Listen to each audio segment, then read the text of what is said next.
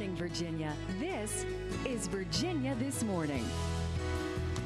Plastic surgery has become an option for millions of Americans. Over the course of the past 2 weeks, we've shared information on liposuction and tummy tucks.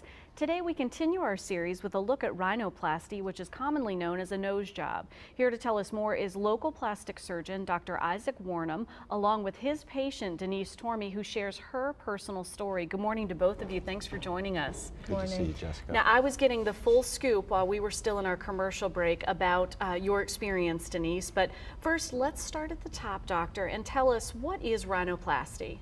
Well, rhinoplasty is surgery to change the shape of the nose.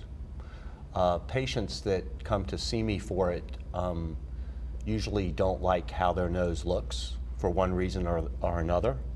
Some of the more common problems that they will come to see me for is a bump on the top of their nose right here, or a large nasal tip, or their nose being too wide. Or some patients will come because they want to have more definition in their nasal dorsum and the top of their nose, or they want their nose to be more narrow. And finally, some people that come to see me can't breathe. And that'll frequently be related to previous trauma, where their nose is crooked or deviated on the inside, blocking their breathing. Yeah, so it can be both just cosmetic, sheerly for appearance, and corrective for functionality. That is correct. That is exactly correct. Who is the candidate that comes in for this? Is it anyone and everyone, or a certain age? Well, you know, I see patients from their teenage years to even people in their 60s. I did a rhinoplasty this year on a woman in her 60s who fell down the steps and broke her nose. And it was crooked, and she didn't like how it looked, and she wasn't breathing well. So it's various age groups, but probably the most common age is 20 to 30. And breathing's not always an issue. Right. It's often done purely for cosmetic reasons, just to make the nose more harmonious with the rest of the face. Right, different motivations may get you there. Now, you have a sample of what Denise actually has in her alignment, but let's go back and start at the top with your story, Denise. And you've had this procedure done in the last year or so? Yeah, in the end of July. And you had experienced something that had prompted you to start this relationship with Dr. Wornom a few years ago.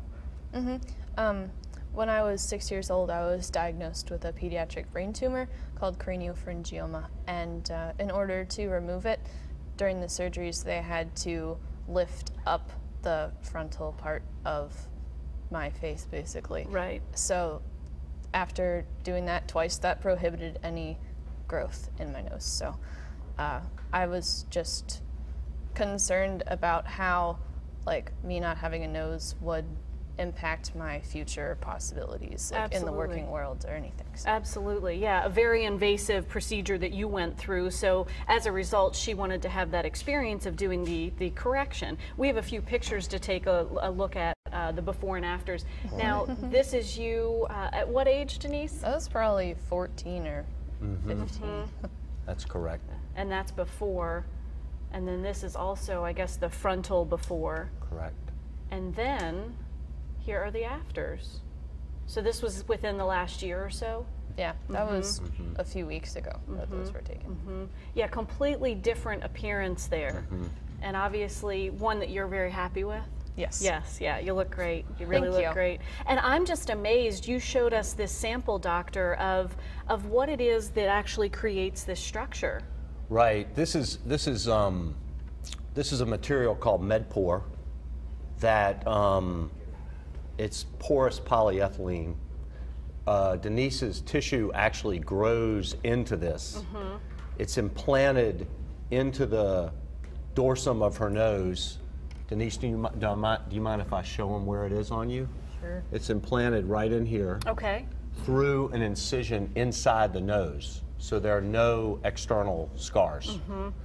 And I carved this material into the right shape so that it harmoniously, you know, recreates the part she does not have. Right.